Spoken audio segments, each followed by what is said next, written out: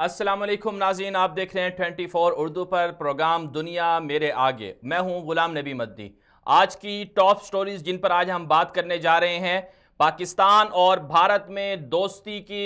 जो शुरुआत हैं वो शुरू हो चुकी हैं, वो सामने आई हैं। सिख यात्रियों के साथ पाकिस्तान के हुस्ने सलूक के बाद भारत भी मौम हो गया है। सिख यात्रियों के जो बॉर्डर है, भारत ने करतारपुर बॉर्डर खोलने समेत राहदारी तामीर करने का ऐलान कर दिया है। पाकिस्तान भी सिख यात्रियों के लिए कॉरिडोर तामीर करेगा। पाकिस्तान और भारत के ताल्लुकात कैसे होंगे? इस्लामी शायर और तौहीन रिसालत के वाक़यात की रोकथाम के लिए पाकिस्तान का शानदार इक़दाम सामने आया है। पाकिस्तान के अक़वाम मुत्तहिदा में मुस्तकिल मंदूब मलिहा लोदी ने वज़ीर आज़म इमरान खान का तौहीन मज़हब की रोकथाम के लिए आलमी कानून बनाने के अज़म और उसके जो पैगाम है उसको पेश किया है। ईरान ने एक मरतबा फिर अमरीकी पाबंदियों की वजह से अमरीका को धमकी दी है। ईरानी पासदारान इनकिलाब के ज़िम्मेदार कमांडर ने ये ऐलान किया है कि वो जो अमरीका के अड्डे हैं उन पर हमला कर सकते हैं। ईरानी पासदारान इनकिलाब ने यह धमकी क्यों दी है और इसके पीछे वजूहात क्या हैं, इस पर भी हम बात करेंगे। इसी तरह बात करेंगे कि इसराइल की जो वज़ीर हैं उन्होंने ट्रंप को जवाब दिया है कि जो सदी की सबसे बड़ी डील है उस पर जो बात की जा रही है उस हवाले से वो ट्रंप जो है अपना वक्त ज़ाया ना करें। इसराइल और फ़लस्तीन में अमन मुआहिदा नहीं हो सकता। इसी तरह जो रूस और इसराइल हैं वो शाम से ईरान को निकालने के लिए सामने आ चुके हैं और दोनों ने इत्तिहाद कर लिया है। और ये इत्तिहाद एक ऐसे वक्त में सामने आया है जब ईरान पर अमरीकी पाबंदियां भी लगी हैं और रूस ये कह रहा है कि रूस के ये कहना है कि अगर शाम से ईरान निकल जाए तो अमरीकी पाबंदियों में तखफीफ हो सकती है। इसी तरह दीगर स्टोरी भी हमारे साथ शामिल होंगी जिन पर हम आज बात करने जा रहे हैं। बहरहाल यमन की माहीगीरों को कत्ल करने वाला ईरानी जहाज़, ये भी हमारे साथ और दीगर भी स्टोरीज हमारे साथ होंगी जिन पर हम बात करेंगे। अगर बात कर ली जाए पहले टॉपिक के हवाले से जिस पर हमने बात करनी थी कि करतारपुर बॉर्डर जो सिख यात्रियों के हवाले से एक बड़ी अहमियत का हामिल है, जिसके ज़रिए से सिख कम्युनिटी जो है वो भारत में 2 करोड़ से ज़ायद सिख बसते हैं, वो हर साल पाकिस्तान के अंदर आते हैं। पाकिस्तान के रास्ते में पाकिस्तान के अंदर आकर जो अपनी उनकी मजहबी रसूमात हैं उनको अदा करते हैं।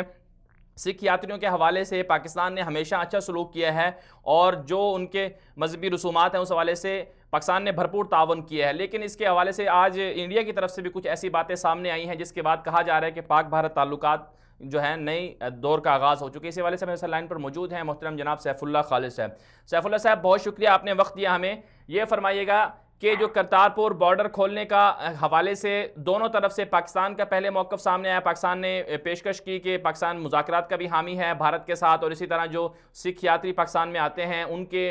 जो मसाइल हैं उसे भी पाकिस्तान ने अच्छी तरह से हल किया है। और आज इंडिया ने भी पाकिस्तान का शुक्रिया अदा किया है और वो भी तैयार हो गए हैं कि बॉर्डर खोला जाए। तो आप इस पूरे मामले को किस तरह से देखते हैं? बिस्मिल्लाहिर्रहमानिर्रहीम। मदनी साहब, बात यह है कि करतारपुर वाले एपिसोड को गलत तौर पे इमरान खान की वज़ीर आज़म के तौर पे हलफ बर्दारी के दिन से देखा जा रहा है।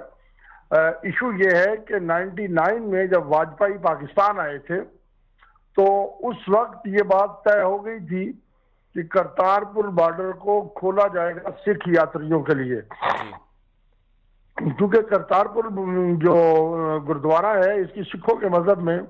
इंतहा दर्जे की अहमियत है, क्योंकि बाबा गुरु नानक ने अपनी जिंदगी के आखिरी 18 साल यहाँ गुजारे, तो उनके यहाँ ये एक बहुत मुकद्दस मकाम है। अच्छा, हुआ ये कि जब 2000 में भी पाकिस्तान और इंडिया के दरमियान एक एग्रीमेंट हुआ जिसमें ये कहा गया कि सिखों को करतारपुर आने के लिए वीज़ा फ्री एक्सेस दी जाएगी। लेकिन जैसे ही उसके फौरन बाद इंडियन गवर्नमेंट ने अपना रुख बदला। पाकिस्तान उस वक्त से ही हमेशा से सिखों को फैसिलिटेट करने के लिए अपने इस मौक़िफ़ पर कायम रहा है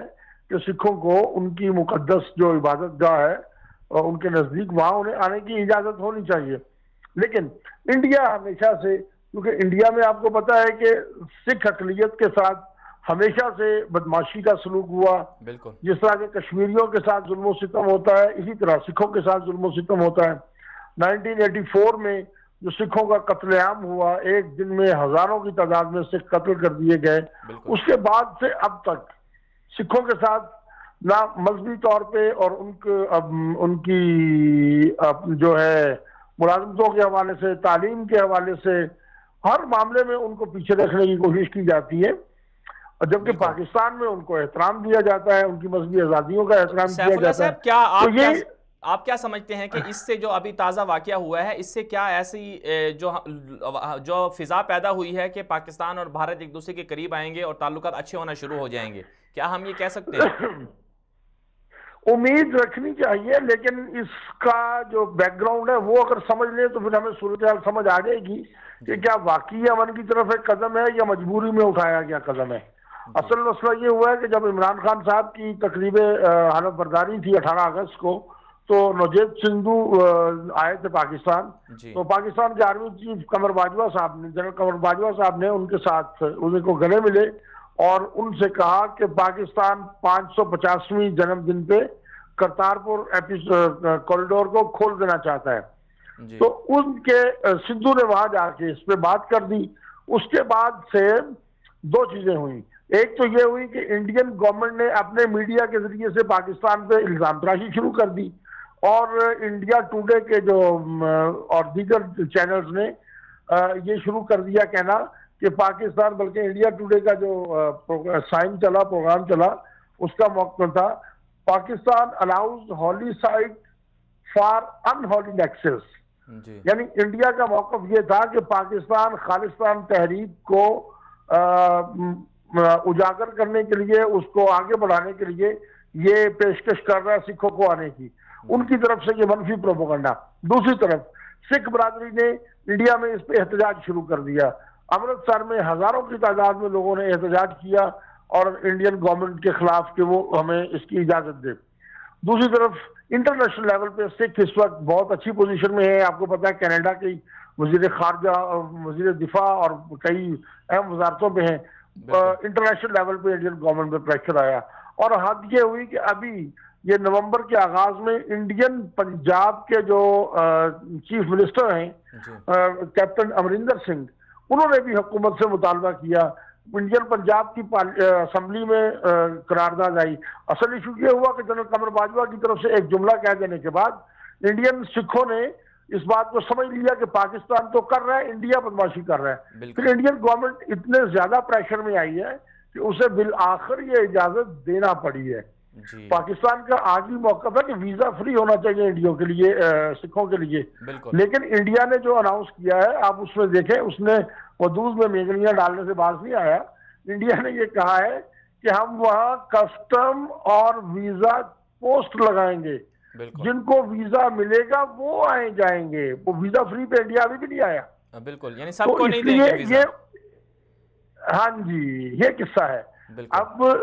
اس میں یہ ہوا ہے کہ انڈیا نے مجبوراً ایک یہ سٹیپ لیا ہے،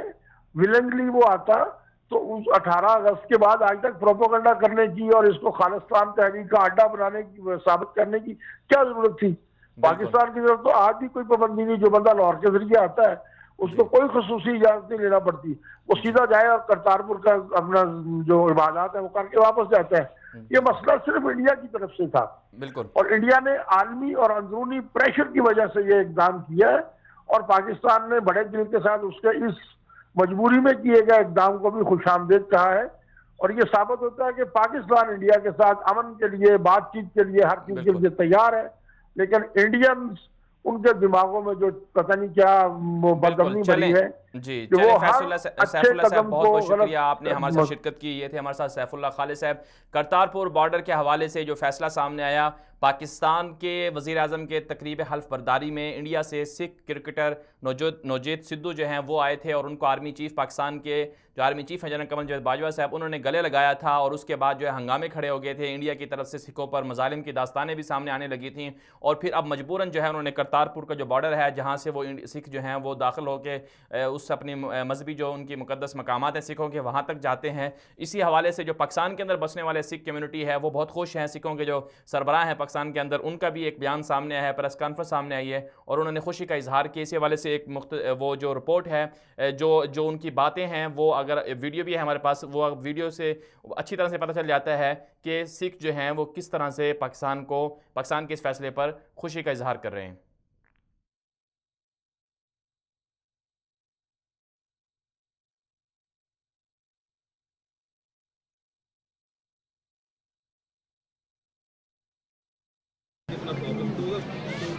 اگلے سال جو ہے جب آپ یہ گیس کر رہے ہیں کہ بہت زیادہ لوگ آئیں گے تو ان کو کیسے اکاموڈیٹ ہیں آپ؟ کل بابا جی دا جنم دن ہے۔ آج ایک سکھ سنگتاں واسطے حکومت پاکستان والوں ایک بڑا وڈا اعلان کیتا گیا ہے کہ 2019 تک یہ جڑا روڈ ہے، ایک کوریڈور ہے، یہ کھولیا جاوے تاکہ 550 سالہ دے اندر جو سکھ پاکستان سکھ گردوارہ پربند کمیٹی پلان کر رہی ہے کہ ہزاراں نہیں لکھاں دی تعداد جڑو سکھ یاتری نے وہ درشن میلے گردواریاں دے کر سکن، جس وچ کس نو بھی ویزا دی لوڑ نہ پوے۔ اسی پاکستان سکھ گردوارہ پربندک کمیٹی والوں حکومت پاکستان دا شکریہ ادا کردے ہاں کہ تھوڑے ٹائم پیریڈ دے اندر جو ہے انوگریشن کرن لگے ہیں۔ اسی پوری سکھ سنگت والوں آج پوری دنیا دے تھے سکھ موجود نے، اسی انہاں نو ویلکم کردے ہاں۔ واحگرو جی کا خالصہ، واحگرو جی کی فتح۔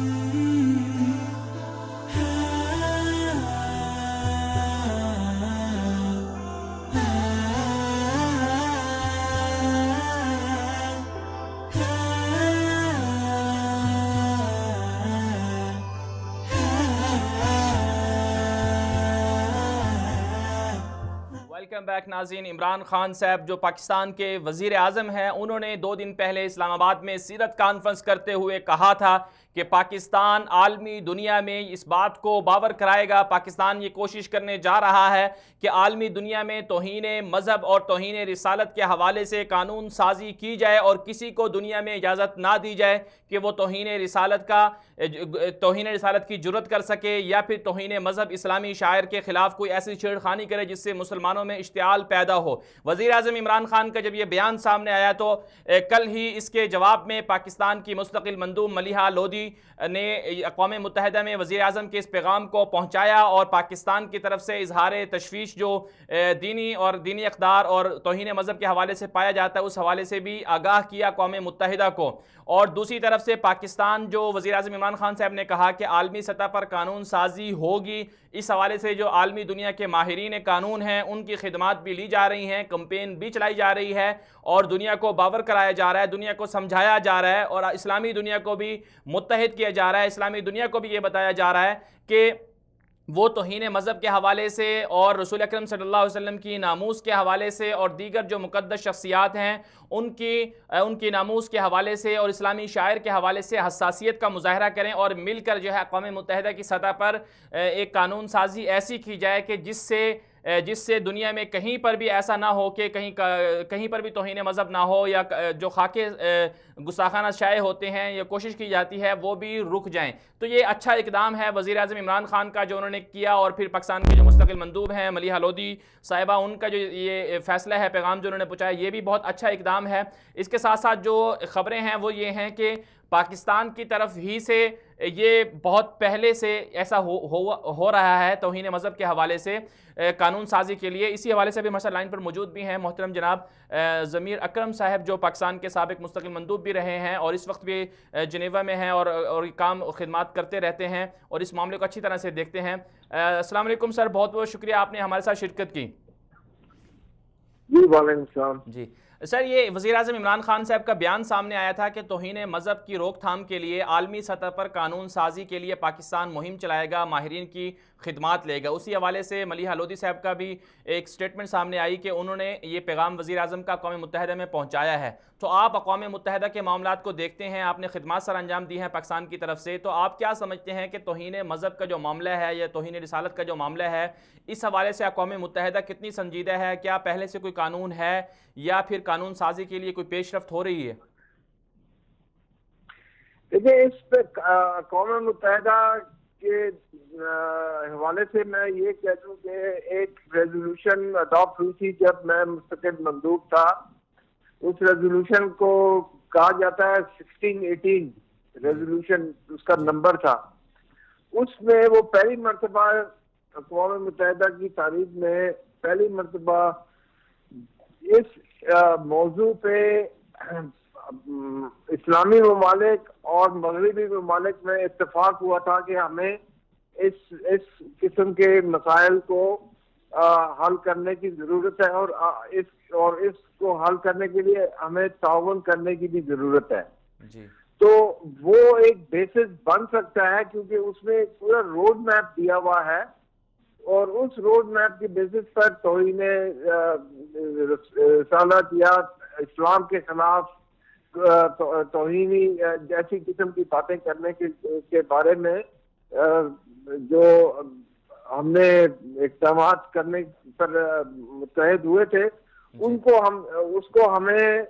عملی جامہ پہنانے کی ضرورت ہے. جی. تو اس میں سر وہ تو بہت آپ نے جیسے کہا کہ آپ کے دور میں یہ ریزولوشن بھی پیش ہوئی تھی اور آپ نے پیش کی تھی, لیکن اس پر عمل کیوں نہیں ہو سکا؟ وجوہات کیا آڑے آئی ہیں؟ کیا پاکستان اسی ریزولوشن کو آگے لے کے جا سکتا ہے؟ عمل کچھ ہوا ہے, لیکن ابھی بھی لوگ ہیں جنہوں نے وہ قرارداد منظور تو کی لیکن اس کے بعد عمل کرنے پر انہوں نے پوری طرح سے کوشش نہیں کی, خاص طور پہ مغربی ممالک, کچھ مغربی ممالک میں. اور وہ ان کا کہنا یہ ہے کہ یہ جو فریڈم آف ایکسپریشن کی وجہ سے یہ ہم نہیں کر سکتے ہیں. لیکن اس قرارداد میں بھی یہ بڑا صاف لکھا ہوا ہے کہ فریڈم آف ایکسپریشن اور ہیٹ سپیچ کے درمیان فرق ہے. بالکل. اور یہ چیز اس قسم کی توہین رسالت اور دوسری ایسی اسلام کے خلاف باتیں کرنا یہ ہیٹ سپیچ ہے, فریڈم آف سپیچ نہیں ہے. بالکل. اور آپ کو شاید معلوم ہوگا کہ حال ہی میں ایک کورٹ نے نیدرلینڈ میں بلکہ ایک کورٹ نے اپہولڈ کیا ایک ڈیسیشن ایک کسی کے خلاف کہ انہوں نے اپنے ہیٹ سپیچ استعمال کی ہے اسلام کے بارے میں. تو یہ ہمیں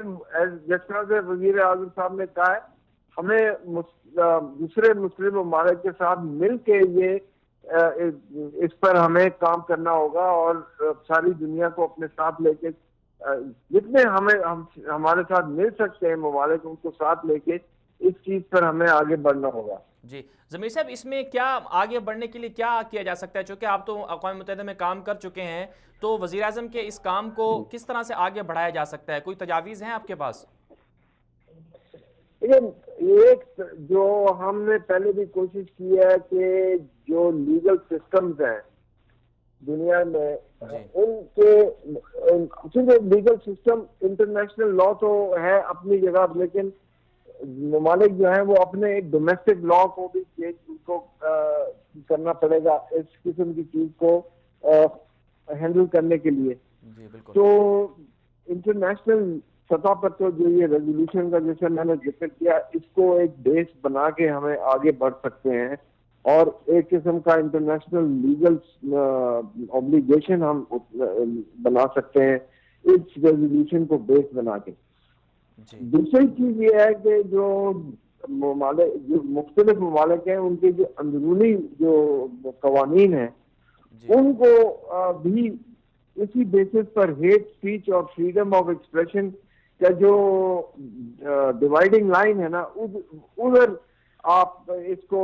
ہم کہہ سکتے ہیں مغربی ممالک کو کہ جس طرح سے انہوں نے یہودیوں کے خلاف یا ہولوکاسٹ کے خلاف کوئی بات کرنے کے لیے اپنے ایک قانون بنائے ہیں، اسی طرح سے اسلام کے خلاف بات کرنے کے بارے میں یا توہین رسالت کے بارے میں ان کو اقدامات اٹھانی چاہیے اندرونی طور پہ. آپ سمجھیں جو میں آپ کو ڈفرینس بتا رہا ہوں. جی بالکل بالکل. تو یورپین یونین اور یورپین پارلیمنٹ میں یہ بات بھی ہم نے اٹھائی ہوئی ہے، اور ادھر جیسے میں نے آپ کو ابھی عرض کیا ایک لیگل کیس نیدرلینڈ میں ڈیسائیڈ ہوا ہے، اس کو بیس بنا کے ہم کر سکتے ہیں اس کو آگے چلانے کے لیے. جی چلیں ضمیر صاحب، آپ کا بہت بہت شکریہ، آپ نے ہمارے ساتھ شرکت کی. یہ تھے ہمارے ساتھ پاکستان کے مستقل مندوب اقوام متحدہ میں ضمیر اکرم صاحب. ان کا یہ کہنا تھا کہ وزیر اعظم عمران خان کا جو بیان سامنے آیا ہے کہ عالمی سطح پر اسلامی دنیا کو اور عالمی دنیا کو ملا کر اس بات پر قانون سازی کی جائے گی کہ دنیا میں کہیں پر بھی توہین مذہب یا توہین رسالت یا مقدس شخصیات یا اسلامی شخصیات، اسلامی شاعر کے خلاف جب کبھی بات کی جائے گی تو اسے برداشت نہیں کیا جائے گا، وہ نفرت انگیز رویہ ہوگا. اس سے مسلمانوں کے اور دیگر جو کمیونٹیز ہیں ان کے جو متعلقہ مذہبی شخصیات ہیں اس حوالے سے جب کبھی ایسی کوئی بات آئے گی تو سب کے اشتعال، سب کے جذبات جو ہیں مشتعل ہوں گے اور جس سے پھر دنیا میں فساد پیدا ہوگا. یہ ایک بڑا افسوسناک جو اچھا بیان ہے عمران خان صاحب کے. اسی حوالے سے انہوں نے سیرت کانفرنس میں یہ بھی کہا تھا کہ وہ اس پر جو ہے وہ ماہرین کو جمع بھی کر رہے ہیں، ان کو ٹاسک بھی دے دیا گیا ہے. اللہ کرے یہ معاملہ آگے بڑھے اور اس حوالے سے پاکستان ایک مرتبہ پھر جس طرح سے قیادت کر رہا ہے تو پاکستان کا یہ کردار ہمیشہ تاریخ میں یاد رکھا جائے گا. آگے بڑھتے ہیں. ہم نے بات کرنی تھی کہ ایران کے جو ایرانی پاسداران انقلاب کے سربراہ ہیں، جنرل ہیں، انہوں نے ایک بیان دیا ہے اور اس بیان میں یہ کہا ہے کہ مشرق وسطیٰ میں اور اسی طرح افغانستان میں، جہاں افغانستان سے لے کر پاکستان یا جہاں کہیں بھی امریکی اڈے ہیں یا امریکی فوجیں ہیں ان پر ایران جو ہے وہ حملہ کر سکتا ہے. ایران کے پاس ایسے میزائل ہیں جن کے ذریعے سے ایران جو ہے وہ امریکی اڈوں پر حملہ کر سکتا ہے. اسی حوالے سے بھی جاننے کی کوشش کریں گے. ہمارے ساتھ موجود ہیں احمد قریشی صاحب. احمد صاحب بہت شکریہ آپ نے ہمیں جوائن کیا. یہ فرمائیے گا کہ ایرانی پاسداران انقلاب کے جو ذمہ دار ہیں ان کا ایک بیان سامنے آیا ہے کہ وہ حملہ کر سکتے ہیں مشرق وسطیٰ سمیت یا جہاں کہیں بھی اڈے ہیں امریکہ کے تو ان پر. تو آپ کیا سمجھتے ہیں؟ آپ چونکہ دفاعی اعتبار سے اس طرح کی چیزوں کو دیکھتے بھی رہے ہیں، مشرق وسطیٰ کو بھی آپ جانتے ہیں، تو آپ کے خیال میں کیا ایران کے پاس ایسی ٹیکنالوجی ہے یا پھر انہوں نے ویسے ہی دھمکی دی ہے، اور کیا ایسا مستقبل میں ہو بھی سکتا ہے؟ جی بالکل، جو ٹیکنالوجی ہے وہ تو ایران کے پاس ہے، اور اس کا جو عملی مظاہرہ ہے وہ ہم نے دیکھا کہ جو ایرانی ملیشیاز ہیں مڈل ایسٹ میں، بالخصوص حزب اللہ اور حوثی جو ہے، ان کو یہ ہتھیار پہنچائے گئے ہیں، یہ ٹیکنالوجی پہنچائی گئی ہے اور یہ ٹیسٹ بھی کی گئی ہے. تو یہ ٹیکنالوجی تو اویلیبل ہے، لیکن اب اور دھمکی بھی بڑی ڈائریکٹ ہے، کیونکہ جو پاکستان انقلاب ذات خود یعنی ڈائریکٹلی جو ہے وہ دھمکی دے رہے ہیں. اب اس طرح کی دھمکیاں ایران بہت پچھلے 30 سالوں میں کئی مرتبہ دے چکا ہے، لیکن جو انٹرسٹنگ بات ہے وہ یہ ہے کہ ایران نے کبھی بھی براہ راست کسی بھی امریکی اڈے پر آج تک حملہ نہیں کیا. اس میں صرف ایک ایکسیپشن ہے، اور وہ 1982 میں یا 83 میں لبنان میں ایک بیس تھا جو کہ بہت ہی مطلب ٹیمپرری تھا نوعیت کا، اور وہاں پہ کوئی تقریباً 200 سے زائد جو ایک ٹرک اندر گھس گیا تھا اور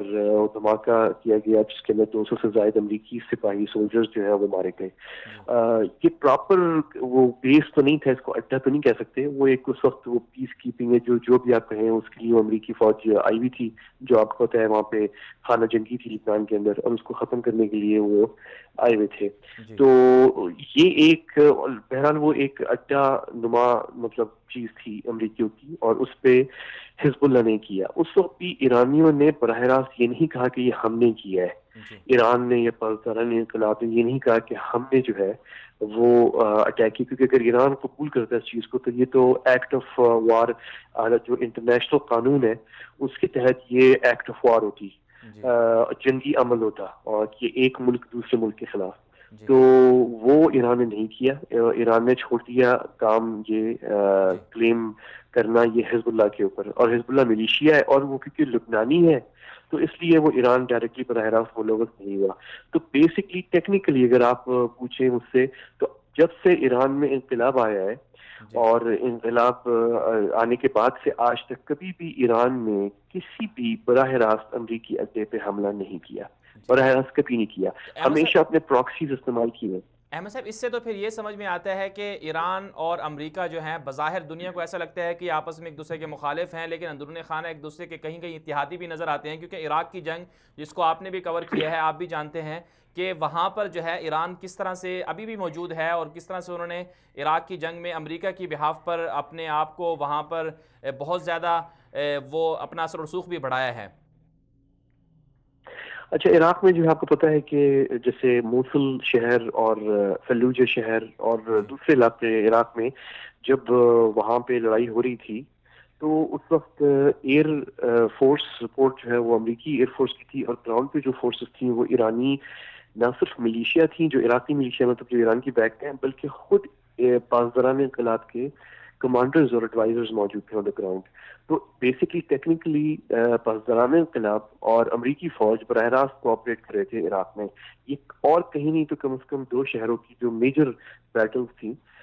مارکے تھے، ایک موصل کا اور ایک فلوجہ کا، تو وہاں پہ یہ چیز ہوئی ہے. تو اس میں کوئی انکار نہیں کر سکتا، یہ آن دا ریکارڈ ہے. خود امریکی میڈیا نے، رپورٹرز نے اس چیز کو کور کیا تھا اور امریکی میڈیا میں پبلش ہوا ہے، اور وہ خود بھی حیران تھے کہ یعنی ٹیکنیکلی یہ کیسے ہو رہا ہے کہ کوآرڈینیشن اوپر ایئر فورس امریکن ہے اور نیچے گراؤنڈ پہ ایرانی ملیشیاز ہیں اور پاکستان انقلابی کمانڈرز. تو ایک طرف تو یہ ہوا ہے اور افغانستان میں بھی یہ ہوا ہے، لیکن دوسری طرف حال ہی میں بصرہ میں امریکی قونصلیٹ کے اوپر اسی سال کے شروع میں ایک بڑا خطرناک حملہ ہوا جس کے اندر امریکی اہلکار جو ہے وہ قتل ہو سکتے تھے، اسیسینیٹ ہو سکتے تھے، اور وہ بچ گئے بال بال. اور اس پہ امریکی حکومت نے جو ہے وہ براہ راست ایران پہ الزام لگایا ہے. لیکن ایران اگین اس کیس میں چھپ جاتا ہے کہ اس کے پیچھے اپنی وہ جو عراق کو کہتے ہیں کہ ہم نے نہیں کیا، یہ عراقی ملیشیاز ہیں، انہوں نے کیا، وہ ان کا ملک ہے، انہوں نے حملہ کیا، وہ آپ پہ غصے ہیں. احمد صاحب ایک اور بات جو سامنے آئی وہ یہ تھی کہ کچھ دن پہلے جو ایرانی چابہار پورٹ ہے اس کو بھی تو مستثنا قرار دیا ہے. تو یہ واقعات تو ایسے لگتے ہیں کہ ایران جو امریکہ کے ساتھ تعلقات تو بیک ڈور پہ اچھے ہیں. یہ چابہار کا جو ہے اس کو تھوڑا سا آپ کو الگ سے دیکھنا پڑے گا. یہ بڑا افسوسناک ہے، اس میں کوتاہی جو ہے وہ میری نظر میں کم از کم ہماری اپنی پاکستان میں زیادہ ہے، کیونکہ ہمیں اپنے مفاد کے لیے لابینگ کرنی چاہیے. اور جب آپ دنیا میں لابینگ کرتے ہیں کہ اس کا کانسیپٹ ہمارے یہاں تھوڑا سا کلیئر نہیں ہے. دنیا میں چیزیں لابینگ سے چلتی ہیں اور وہ ہو جاتی ہیں. جب آپ غائب ہوں گے اور انڈین ڈپلومیٹس پہنچ جائیں گے واشنگٹن اور وہ کنونس کریں گے ٹرمپ کے بارے میں، یہ میں نے بھی بہت سارے امریکی دوست ہمارے واشنگٹن میں ان سے پوچھا تو وہ کہتے ہیں ٹرمپ تو کسی بھی صورت میں استثنا دینے کے لیے تیار نہیں تھا، کسی کو بھی، نہ انڈیا کو نہ کسی اور کو. لیکن انڈیا نے پھر بھی لے لیا وہ اس طریقے سے کہ وہ تقریباً کئی ہفتے ان کی خاص ٹیم واشنگٹن میں بیٹھی رہی اور وہ ٹرمپ کو تو نہیں کنونس کر سکی لیکن کچھ انتظامیہ نے لوگوں کو کنونس کر دیا کہ اس چابہار چلنے سے افغانستان کا فائدہ ہوگا جس میں پھر امریکہ کا بھی فائدہ ہے. اور وہ اپنی جو ایک نیریٹو ہے انڈیا کا وہ اس میں تھوڑا سا کامیاب ہو گئے. ان کو استثنا مل گیا. یہ بھی کوئی پرماننٹ استثنا نہیں ہے، یہ ٹیمپرری ہے، دیکھتے ہیں ابھی کب تک چلتا ہے. یہ انہوں نے امریکیوں نے اناؤنس نہیں کیا. آپ یہ نوٹ کریں کہ ابھی تک امریکی حکومت نے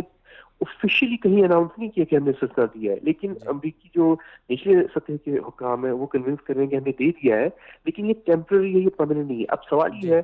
اس میں پاکستان کو تھوڑا سا لابنگ کرنی چاہیے تھی واشنگٹن میں امریکی. ہمارے تعلقات بہرحال افغانستان میں ہم تعاون کر رہے ہیں امریکی کے ساتھ، وہ ہماری ایئر اور زمینی جو ہے راستے استعمال کر رہے ہیں. ہم امریکی کو کہہ سکتے تھے کہ دیکھیں یہ افغانستان میں انڈیا کیا کر رہا ہے، وہ تو جنگ تو، اور ایران بھی اس میں ملوث ہے اور روس بھی اس میں ملوث ہے، تو آپ یہ کام نہ کریں. اور آپ کا مفاد اس میں ہے کہ پاکستان کے تعلقات افغانستان سے ہیں. احمد صاحب ایک اور جو خبر سامنے آئی ہے وہ یہ ہے کہ شام کی صورتحال کے حوالے سے کہ جس طرح سے یمن میں خانہ جنگی ختم کروانے کے لیے آئندہ جو مہینہ ہے اس میں مذاکرات ہونے جا رہے ہیں، اسی طرح شام کے حوالے سے ایک خبر سامنے آئی ہے کہ جو شام کے اندر ایرانی مداخلت ہے اس کو ختم کرنے کے لیے روس اور اسرائیل جو ہیں وہ متحد ہوئے ہیں، اور روس اور اسرائیل کی طرف سے ایک خبر سامنے یہ آئی ہے، اسرائیلی اخبارات میں بھی چھپی ہے، کہ اگر ایران جو ہے وہ شام سے نکل جاتا ہے تو پھر ایران پر امریکی پابندیوں میں تخفیف کی جا سکتی ہے، کمی کی جا سکتی ہے۔ تو آپ کا کیا خیال ہے کہ شام سے ایران نکل سکتا ہے اور شامی جو خانہ جنگی ہے اس کا کوئی حل نکل آئے گا؟ یہ بالکل یہ باتیں ہو رہی ہیں اور سننے میں آ رہی ہیں، اور یہ بڑا ٹینشن کا پوائنٹ ہے روس اور ایرانیوں کے درمیان، اور یہ ٹینشن موجود ہے۔ یہ آپ کو براہ راست پبلک میں نظر نہیں آتی، لیکن اگر آپ فالو کریں ایرانی میڈیا، وہ میڈیا آؤٹلیٹس، وہ اخبارات، یہ نیوز جو ہے ایجنسیز ایران کے اندر جو پاسداران انقلاب سے قریب ہیں، اور ایرانی صحافی سب جانتے ہیں کون کس کے قریب ہے، تو آپ کو اس میں کرٹیسزم نظر آتا ہے، انڈائریکٹ کرٹیسزم روس کے اوپر اس معاملے پہ جس کی طرف آپ نے بھی توجہ دلائی ہے۔ بالکل اس طرح یہ جا رہا ہے، اور یہ بالکل ممکن ہے۔ میں آپ کو روس کے بارے میں بس یہ بتا دوں کہ روس اپنے مفاد ہر ملک کرتا ہے، اور روس بھی اپنا مفاد شام میں پرسو کر رہا ہے، اور جو انہوں نے آبجیکٹو حاصل کرنا تھا روس نے وہ حاصل کر لیا ہے۔ اس کے اندر انہوں نے ایرانیوں کا خون اور ایرانیوں کا پیسہ بہایا ہے، اور اب جب حاصل کر لیا ہے انہوں نے اپنا مفاد، تو وہ یقیناً اسرائیل کے ساتھ مل کے وہ ایرانیوں کو کسی نہ کسی پوائنٹ پہ نکالیں گے شام سے، اس میں کوئی شک نہیں ہے۔ بالکل اسی طرح جس طرح روس نے اپنا مفاد عراق میں لینے کے بعد صدام حسین کو اکیلا چھوڑ دیا تھا، اور امریکیوں کو اور انٹرنیشنل کولیشن کو آزادی دے دی تھی کہ وہ جو کرنا چاہے کر لیں، جب ان کا اور مفاد کیا تھا روس کا عراق میں، کہ ہمیں صدام حسین کے جانے کے بعد کانٹریکٹس جو ری بلڈنگ کے ہوں گے عراق کے، وہ روس کو بھی ملنے چاہیے۔ امریکیوں نے اس کی ان کو کنفرمیشن کر دی کہ بالکل آپ کو ملیں گے، اور واقعی ایسا ہی ہوا کہ صدام حسین ختم ہونے کے بعد جو ہے روس کو اب حصہ دیا گیا ریکنسٹرکشن میں اور آئل کانٹریکٹس کے اندر عراق میں۔ تو یہ اب شام میں بھی یہ چیز نظر آ رہی ہے ہوتے ہوئے، ایرانیوں کے لیے قابل قبول نہیں ہے۔ آبویسلی اس کی ریزن بہت سمپل ہے، انہوں نے اتنا خون اتنا پیسہ بہایا ہے شام میں، تو اب وہ آسانی سے وہاں سے نکل جائیں۔ اور شام ان کے لیے انہیں لڑے کیوں تھے وہ ایرانی؟ وہ اس لیے لڑے تھے کہ انہیں رستہ زمینی چاہیے حزب اللہ لبنان تک، تاکہ وہ اسلحہ پہنچتا رہے حزب اللہ کو، کیونکہ اگر یہ نکل گئے شام سے تو وہ اسلحہ کیسے جائے گا حزب اللہ کے پاس؟ تو ایران بڑا مشکل میں پھنسا ہوا ہے اس وقت شام کے اندر، کیونکہ روس بھی ان کے تعلقات آپ کو پتہ ہے امریکہ کے ساتھ بھی اچھے ہیں، سعودیہ کے ساتھ بھی بہت اچھے ہیں، گلف کنٹریز کے ساتھ بھی بہت اچھے ہیں، اور خود روس بھی کوئی غیر انریزنیبل غیر منطقی لوگ نہیں ہیں۔ وہ سمجھتے ہیں، وہ کہتے ہیں بالکل صحیح ہے، ایرانی اگر رہیں گے شام میں تو ایرانی جو ہے ایک تو انسٹیبل رکھیں گے اور کمزور رکھیں گے شام کی حکومت کو۔ روس نہیں چاہتا کہ شام میں جو حکومت جو بھی بنے یا فوج ہو وہ کمزور ہو، وہ چاہتے ہیں کہ شام کی فوج جو ہے وہ مضبوط ہو۔ ایران نہیں چاہتا، ایران چاہتا ہے کہ شام کی حکومت بھی اور فوج بھی کمزور رہے، تاکہ ٹوٹلی شام جو ہے ڈیپینڈنٹ رہے ایران کے اوپر۔ تو یہاں پہ کانٹرڈکشن اب آ رہے ہیں انٹرسٹ میں، مفادات میں روس اور ایران کے درمیان اس نقطے کے اوپر۔ تو ابھی دیکھتے ہیں کہ یہ کیسے چلے گا، کیونکہ مجھے گلف کے اندر بھی جو ممالک ہیں وہ بڑے مطمئن نظر آ رہے ہیں روس کی باتوں کے اوپر۔ آپ کو پتا ہے کہ محمد بن زائد اور محمد بن سلمان اور دوسرے جو سینئر لوگ ہیں گلف کے، وہ ماسکو کے دورے کر کے آئے ہیں اس سال میں، اور وہ خاصے مطمئن نظر آ رہے ہیں روس کے جو انہوں نے وہ باقی کیے ہیں کہ نہیں ہم یہ کرنے جا رہے ہیں شام میں۔ تو دیکھتے ہیں کیسے ہوتا ہے۔ بالکل، چلیں احمد صاحب بہت بہت شکریہ، آپ نے ہمارے ساتھ شرکت کی۔ ایک بڑی خبر جو سامنے آئی ہے وہ خبر یہ ہے کہ روس نے اسرائیلی جو وزیر اعظم ہے، روسی صدر نے اسرائیلی وزیر اعظم سے ملاقات کی ہے۔ اسرائیلی جو میڈیا ہے، اسرائیلی میڈیا نے اسے بیان کیا ہے، کور کیا ہے۔ اسرائیل کا جو ٹی وی چینل ہے 10، اس نے یہ خبر دی تھی کہ بیک ڈور جو ہیں رابطے ہو رہے ہیں روسی صدر پیوٹن کے درمیان اور اسی طرح اسرائیلی وزیر اعظم نیتن یاہو کے درمیان، اور ان جو رابطے ہیں ان میں یہ تجویز سامنے آئی ہے۔ روس اس بات پر امریکہ ایران کو قائل کر رہا ہے کہ ایران جو ہے وہ شام سے نکل جائے۔ جب ایران شام سے نکل جائے گا تو اس کے بدلے میں ایران کو آفر کی گئی ہے، پیشکش کی گئی ہے کہ ایران پر جو امریکی پابندیاں ہیں اس میں تخفیف کی جائے گی۔ آج بھی جو روسی وزیر خارجہ ہیں ان کی ہفتہ وار جو وزارت خارجہ کی طرف سے جو بریفنگ ہوتی ہے، اس بریفنگ کے دوران بھی انہوں نے کہا ہے کہ شام کے مسئلے میں روس سنجیدہ ہے، اور روس شامی خانہ جنگی کو ختم کروانے کے لیے ایران کو قائل کر رہا ہے کہ وہ شام سے نکل جائے۔ دوسری طرف سے یہ خبریں بھی سعودی عرب سے سامنے آ رہی ہیں کہ سعودی عرب کے ولی عہد محمد بن سلمان جو ہیں وہ G20 جو کانفرنس ہونے جا رہی ہے، اس کانفرنس میں 30 نومبر سے جو کانفرنس شروع ہوگی، اس کانفرنس کے اندر جو سعودی ولی عہد ہے محمد بن سلمان، وہ اور روسی صدر جو ہیں پیوٹن، ان کے درمیان ملاقات بھی متوقع ہے، اور ملاقات کا بھی جو خبریں ہیں وہ سامنے آ رہی ہیں۔ تو بہرحال یہ ایک بڑا خبر ہے، بڑی خبر ہے جو سامنے آئی ہے. اسی طرح ایک اور بڑی خبر ہے، وہ یہ ہے کہ اسرائیل سے ہے خبر، فلسطین سے، کہ اسرائیلی وزیر قضا ہیں، وزیر عدل، انہوں نے ایک سٹیٹمنٹ دیا ہے کہ جس میں ٹرمپ کو کہا ہے کہ صفقۃ القرن جو صدی کی سب سے بڑی ڈیل کے نام سے ہے تو اس سے وہ باز رہیں، پیچھے ہٹ جائیں، اس میں اپنا وقت ضائع نہ کریں. اسی حوالے سے ہم جاننے کی کوشش کریں گے. ابھی ہمارے ساتھ لائن پر موجود ہیں محترم جناب جلال محمود الفرح صاحب، جو غزہ کے صحافی ہیں، ان سے جاننے کی کوشش کریں گے. فرح صاحب، بہت بہت شکریہ آپ نے شرکت کی. یہ فرمائیے گا کہ جو صفقۃ القرن کے نام سے صدی کی سب سے بڑی ڈیل ہے تو اس کے بڑے چرچے چل رہے ہیں، اس کے مخالفت میں اسرائیلی وزیر سامنے آئی ہیں، تو پہلے تو ناظرین کو یہ بتائیے گا کہ صدی کی سب سے بڑی ڈیل یہ ہے کیا فلسطینی اس پر راضی ہیں؟ بسم اللہ الرحمن الرحیم والصلاة والسلام علی سیدنا محمد وعلی آلہ وصحبہ اجمعین. بہت شکریہ غلام نبی بھائی نے ہمیں موقع دیا. اچھا، یہ جو صفقۃ القرن کی بات ہو رہی ہے، جو صفقۃ القرن کے جو سینچری کا ڈیل کہا جاتا ہے اس کو، یہ وہ ہے جو ڈونلڈ ٹرمپ صاحب نے فلسطینی اور اسرائیل کی تنازع کو حل کرنے کا ایک ڈیل انہوں نے مرتب کیا ہے. انہوں نے ایک ڈیل بنایا ہے جس کی بنا پر وہ یہ چاہتا ہے کہ فلسطین کے اور اسرائیل کی آپس میں جو تنازع ہے وہ ختم ہو جائے. سب سے پہلی بات تو یہ ہے کہ میں وزیر عدل کی طرف بعد میں جاؤں گا. پہلے میں صفقۃ القرن کے بارے میں آپ کو چند باتیں بتا دوں ہمارے یہ جو فلسطینی عوام کے لیے، فلسطینی حکومت کے لیے. سب سے پہلے بات تو یہ ہے، فلسطینی حکومت کے اوپر ٹھیک ٹھاک دباؤ ڈالا جا رہا ہے، پریشر کیا جا رہا ہے فلسطینی عوام کے اوپر، فلسطینی حکومت کے اوپر اور حماس کے اوپر ہے کہ اس صفقۃ القرن کو قبول کیا جائے. اب صفقۃ القرن ہے کیا ہے؟ صفقۃ القرن یہ ہے کہ فلسطینی سب سے پہلے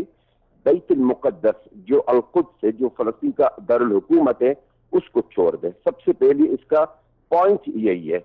جو ہمارے لیے، جو فلسطینی کے لیے قابل قبول نہیں ہے. پہلی بات. دوسری بات، صفقت پوائنٹ ہے ایک ہے کہ فلسطینیوں کا ایک آزاد ریاست ہوگی، لیکن ود لمٹ، یعنی لمٹ آزاد ریاست ہوگی جس کے اندر کوئی وسائل نہیں ہوگی، جس کے اندر تمام جو کنٹرول اسرائیل کے ہاتھ میں ہوگا. مطلب اس صفقۃ القرن کے اندر یہ سمجھ لیں کہ اس کو قبول کرنے والا، ہم تو اپنی زبان میں، فلسطینی قوم کی زبان میں اس کو غدار کہا جاتا. یہ ہمارے لیے قابل قبول یا فلسطینی کے لیے قابل قبول. جلال صاحب، اس میں ٹھیک ہے، یہ تو آپ کی طرف سے ہو گیا، آپ لوگ اس کو قبول نہیں کر رہے ہیں، لیکن یہ جو اسرائیل ہے، اسرائیل کے اندر جو ان کی وزیر قضا یا وزیر عدل ہیں، ان کا جو بیان آیا ہے، تو اس بیان کے حوالے سے کیا اسرائیلی بھی اس بات پر راضی ہیں یا اسرائیل مخالف ہیں؟ سب سے پہلی بات تو یہ، بنیامین نتنیاہو جو اسرائیل کے وزیر اعظم اس وقت ہے، اس نے بڑی کوشش کی ہے، بڑی انہوں نے ریکویسٹ کی ہے، کوشش بھی کی ہے ڈونلڈ ٹرمپ اس صفقۃ القرن کو فی الحال ڈکلیئر نہ کرے، اعلان نہ کرے، یعنی اس پر عمل درآمد کرنے سے انہوں نے روکنے کی کوشش کی، کیونکہ اس میں اس صفقۃ القرن کے اندر ہے ایسی بہت سے پوائنٹس ہیں جو اسرائیلی حکومت کا جو اسرائیلی گورنمنٹ کا چیزیں ایسے ہیں جو ان کی فیور میں نہیں ہے. وہ یہ چاہتے ہیں کہ مکمل کنٹرول فلسطین کا ہمارے پاس ہے، فلسطینیوں کی آزاد ریاست کہیں بھی نہ ہو، فلسطینیوں کا پاس کسی بھی قسم کا کوئی وسائل بھی نہ ہو. اب جو ٹرمپ نے اس چیز کا اشارہ دیا تھا کہ صفقۃ القرن کے اندر کچھ چیز ایسے ہوں گے، اس کی زبان کے مطابق بتا رہا ہوں، صفقۃ القرن کے اندر ایسی کچھ چیزیں ہوں گے جو فلسطینیوں کے فیور میں. یہ میں اب فلسطینیوں کے فیور کا مطلب یہ ہوتا ہے کہ اسرائیل سے کچھ لینا ہوگا، یعنی اسرائیل کو کچھ چیزیں چھوڑنی ہوگی. تو بنیامین نتنیاہو نے یہ کوشش کیا کہ فی الحال اس کو اعلان نہ کیا جائے، تاکہ ہماری جو الیکشن ہے، ان کی جو الیکشن اس وقت ہونے والی ہے، اس الیکشن کے بعد، کیونکہ نتنیاہو کو اس بات کا خدشہ ہے کہ میں اس الیکشن میں کامیاب نہیں ہوں گا، تو اگر صفقۃ القرن کا اعلان کر دیا گیا ہے فی الحال اس وقت، تو اس میں میری الیکشن پہ بڑا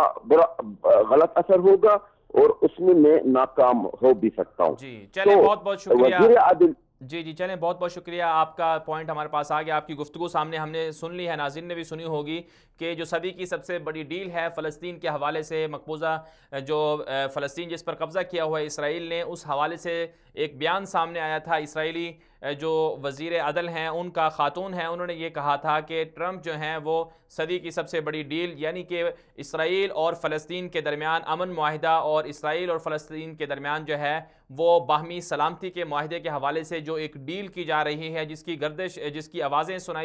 دی جا رہی ہیں، آوازیں سنی جا رہی ہیں، بعض گشت بہت زیادہ عام ہے کہ اسرائیل اور فلسطین کے درمیان ایسا معاہدہ کر لیا جائے کہ جو اسرائیل کو بھی قابل قبول ہو اور اسی طرح جو فلسطینی ہیں ان کو بھی قابل قبول ہو۔ اس معاہدے کی جو بنیادی شق ہے وہ یہ ہے کہ جو بیت المقدس ہے، جہاں پر مسجد اقصیٰ واقع ہے، اس بیت المقدس کو وہ اسرائیل کا دارالحکومت تسلیم کیا جائے، وہ اسرائیل کا کیپٹل ہو اور فلسطینی اس سے دستبردار ہو جائیں، اور اس کے مقابلے میں ابو عدیس کے نام سے ایک بالکل بیت المقدس سے چند کلومیٹر کے فاصلے پر ایک علاقہ ہے، وہ جو ہے وہ فلسطین کا دارالخلافہ بنا دیا جائے۔ تو یہ خبریں سامنے آئی تھیں اور یہ پوائنٹ تھا صدی کی سب سے بڑی ڈیل کا، جسے فلسطینیوں نے، ظاہر سی بات ہے، انہوں نے اسے رد کیا ہے۔ اس کی وجہ یہ ہے کہ 70 سال سے وہ قربانیاں جو دے رہے ہیں، جس مقصد کے لیے دے رہے ہیں، وہ مقصد یہی ہے کہ وہ سمجھتے ہیں کہ اسرائیل غاصب ہے، اسرائیل کو فلسطین میں رہنے کا کوئی حق نہیں ہے، اسرائیل کو فلسطین سے نکلنا چاہیے۔ دوسری طرف سے جیسے ہی ٹرمپ کی حکومت آئی تھی تو ان کے جو داماد ہیں جو یہودی ہیں، جیرڈ کوشنر، اور ان کی جو بیٹی ہے ایوانکا ٹرمپ، ان دونوں نے اس بات کا عزم کیا تھا کہ وہ اسرائیل اور فلسطین کے درمیان جو ہے معاہدہ کرنے کی کوشش کریں گے کہ سلامتی ہو، دونوں میں لڑائیاں ختم ہو جائیں اور دو ریاستیں الگ الگ بن جائیں۔ تو ان کی جو کوششیں ہیں، جو ان کی پیچھے سے یہ اس حوالے سے جد و جہد ہے، وہ تو چل رہی ہے ایک طرف، لیکن دوسری طرف سے جو فلسطینی ہیں وہ اس بات کا انکار کرتے ہیں، بلکہ خود اسرائیلی جو ہیں وہ بھی انکار کر رہے ہیں، وہ بھی یہ چاہتے ہیں کہ اسرائیل جو اسرائیلی ہیں، خود ان کی جس طرح کے وزیر نے کہا ہے، تو ان کا خود کا بھی یہی مطالبہ ہے کہ فلسطین جو ہے وہ اسرائیلیوں کی زمین ہے، یہودیوں کی زمین ہے، فلسطینیوں کا کوئی حق نہیں ہے، یہ اسرائیلی کہتے ہیں۔ لہٰذا اس لیے وہ اس جو ڈیل ہے، صدی کی سب سے بڑی ڈیل جو دونوں کے درمیان امن معاہدے کے حوالے سے بات چیت چل رہی ہے، اس کا وہ انکار کرتے ہیں، اس سے وہ راضی نہیں ہیں۔ اور اب یہ اس کا معاملہ کہاں تک ہوگا؟ کیا واقعی ایسا ہو سکتا ہے کہ اسرائیل جو ہے وہ امن معاہدہ کر لے اور فلسطینی اور دونوں کے درمیان میں امن معاہدہ ہو جائے؟ کیا ہو سکتا ہے؟ ظاہر سی بات ہے یہ ایک ناممکن صورتحال ہے، ناممکن ہوگا کہ ایسا ہو جائے۔ بہرحال آگے بڑھتے ہیں، ہم نے بات کرنی تھی کہ جو یمن کے اندر کچھ ایسا معاملہ سامنے آ رہا ہے کہ یمن کی جو خانہ جنگی ہے وہ ختم کرنے کے حوالے سے کوششیں ہو رہی ہیں، اور یمن کی خانہ جنگی کے خاتمے کے لیے جو اقوام متحدہ کے مستقل مندوب ہیں یمن کے حوالے سے، وہ بھی یمن کے دورے پر ہیں، اور انہوں نے بھی یمن کا دورہ کیا ہے، اور کہا یہ جا رہا ہے کہ انہوں نے جو یمنی حوثی باغی ہیں ان کو قائل کیا ہے اس بات پر کہ وہ آئندہ ماہ دسمبر کے شروع میں سویڈن میں جو مذاکرات ہو رہے ہیں، جس میں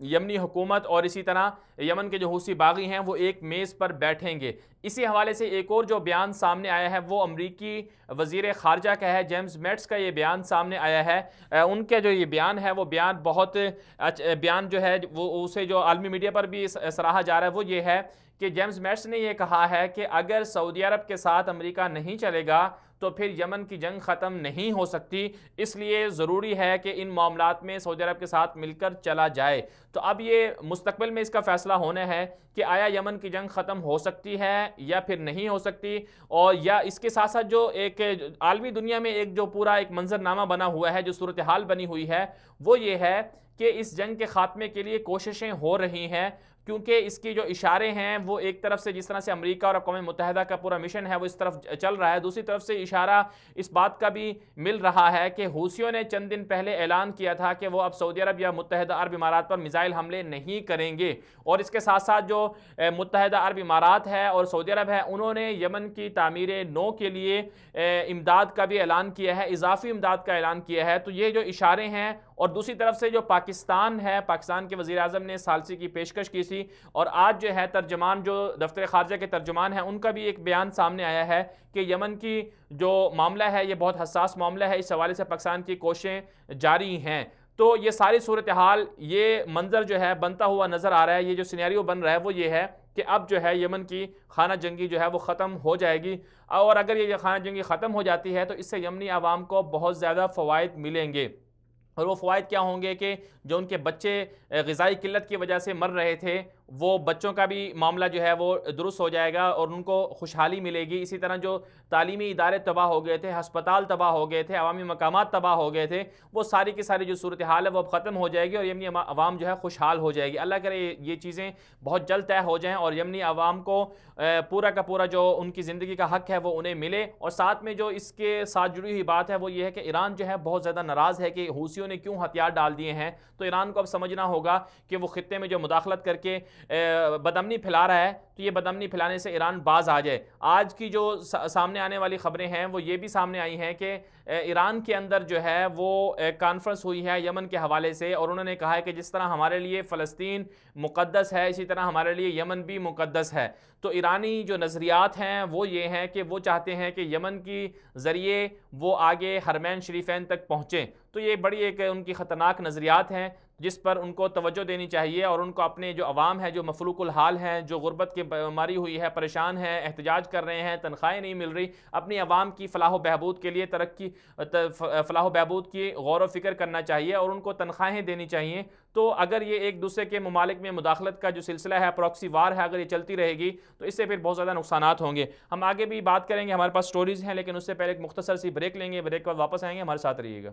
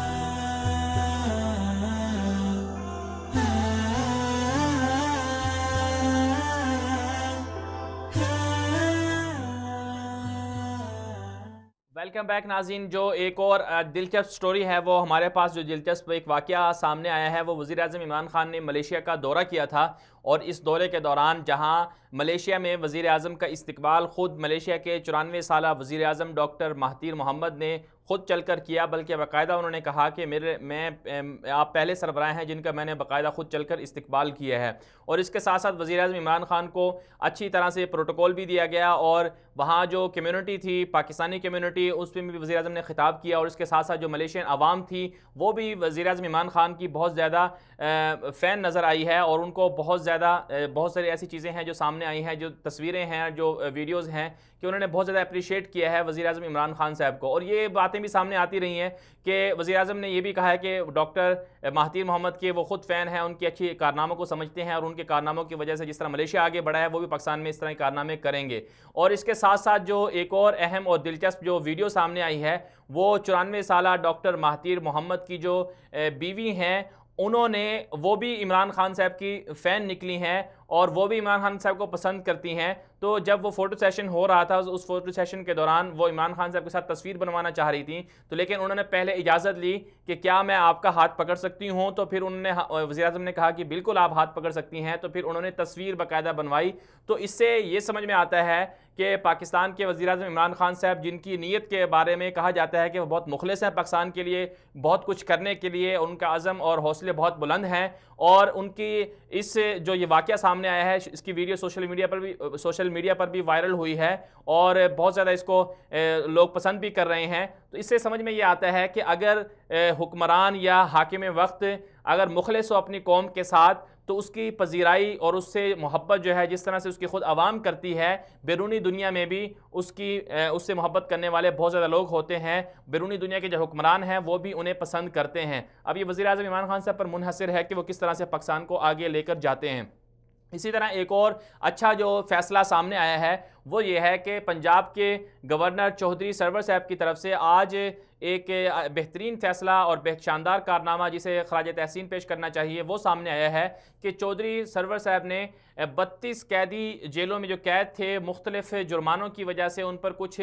सज़ाओं के तौर पर कुछ जुर्माने थे और वो जुर्माने वो अदा नहीं कर सकते थे। तो पंजाब के गवर्नर चौधरी सरवर साहब ने उन कैदियों के, जो 32 के करीब कैदी बताए जाते हैं, उनके जुर्माने जो हैं वो अपनी जेब से अदा किए हैं और फिर उन्हें जेलों से रिहाई मिली है। तो ये बहुत अच्छी बात है। पहले ज़माने में ऐसा होता था कि जो ग़ुलाम थे उनको आज़ाद करवाने पर सवाब रखा गया था कि ग़ुलाम को आज़ाद करवाया जाए, तो ये बहुत बड़ा सदका होता था, बहुत बड़ा सवाब होता था। और इसी तरह आज भी दुनिया में ऐसा होता है। कुछ दिन पहले शाह सलमान की तरफ से भी फैसला सामने आया था कि उन्होंने बहुत सारे जो ऐसे कैदी थे जो जुर्माने अदा नहीं कर सकते थे, उनके लिए जुर्माने अदा किए और उनको रिहाई दी। तो जेलों में आज भी ऐसे हज़ारों कैदी हैं जिनसे जुर्म तो सरजद हो गया, लेकिन उसके बाद उन्होंने तौबा भी कर ली, लेकिन अब उनके पास पैसे नहीं हैं अदा करने के लिए। वो जो उनसे जुर्म सरजद हुआ, जुर्माना जो उन्होंने देना है, उसके लिए उनके पास पैसे नहीं हैं, लिहाजा वो जेलों में कैद हैं। तो ऐसे जो कैदी हैं उनकी फ़िक्र करनी चाहिए। गवर्नर पंजाब का जो ये कारनामा है, बहुत अच्छा कारनामा है, जिसे सराहना चाहिए।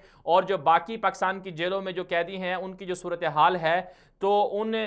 कैदियों की भी फ़िक्र करनी चाहिए जिनके पास पैसे नहीं हैं अदा करने के लिए जुर्माने के, तो उनके जुर्माने अदा करके उन्हें छुड़वाया जाए। और ये जेलें जो बनाई जाती हैं, कैद जो किया जाता है, ये बुनियादी तौर पर इसका मकसद ये होता है कि जो मुजरिम होता है उसे जेलों में कैद रखकर उनकी तरबियत की जाए ताकि वो जुर्म से बाज आ जाए। तो बुनियादी तौर पर जेलें इसलिए बनाई जाती हैं। तो जेलों में बदकिस्मती से पाकिस्तान की जेलों में कैदियों की जो सूरत हाल है वो बहुत अफसोसनाक होती है और उनका कोई पुरसान हाल नहीं होता। और बहुत दफ़ा ऐसा देखा गया है कि जेलों में जाकर बहुत से कैदी जो हैं सुधर जाते हैं, नमाजी बन जाते हैं और जुर्म से तौबा कर लेते हैं। तो इसके बारे में पाकिस्तान की गवर्नमेंट को और जो असहाब खैर हैं, जिनको अल्लाह ताला ने वुसअत दी है, उन्हें फ़िक्र करनी चाहिए कि वो जेलों में कैद जो कैदी हैं, अगर जुर्माना नहीं दे सकते तो उनका जुर्माना दें, या कोई और मसाइल हैं उनके मसाइल को हल करें। बहरहाल ये बहुत अच्छा फ़ैसला था चौधरी सरवर साहब का जो सामने आया है। और दुनिया मेरे आगे प्रोग्राम में आज के लिए यही स्टोरीज़ थी और यही अच्छे जो टॉपिक्स थे, आज के जो बड़े करंट जो टॉपिक थे उन पर जिन्हें हमने बात की है। दुनिया मेरे आगे के प्रोग्राम में रोज़ाना की बुनियाद पर जो इस तरह की स्टोरीज़ और वाक़यात होते हैं जिन पर हम तबसरा करते हैं, और जो अच्छे फ़ैसले होते हैं और अच्छे जो इक़दामात होते हैं और जो दिलचस्प वाक़यात होते हैं वो भी हमारे सामने आते हैं। अगर आपके पास भी कोई इस हवाले से कोई तजवीज़ है तो दुनिया मेरे आगे के ऑफिशियल पेज, फेसबुक पेज पर भी आप हमें तजावीज़ और मशवरे दे सकते हैं। आज के लिए इतना ही, इजाज़त दीजिए, अल्लाह हाफ़िज़।